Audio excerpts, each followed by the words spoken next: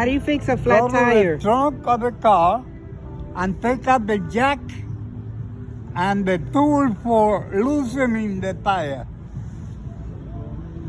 A lug wrench is called.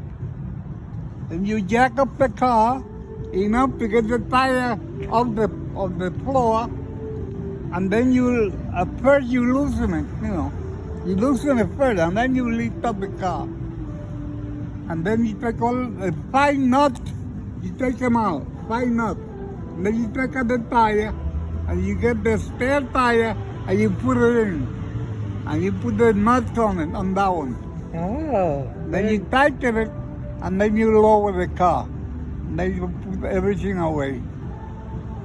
The jack? You put the jack away? You put the jack away? Huh? The jack to the car? Yeah. You take the jack down, and you take it out, put it in the trunk. Nice. And the wrench. Oh, okay.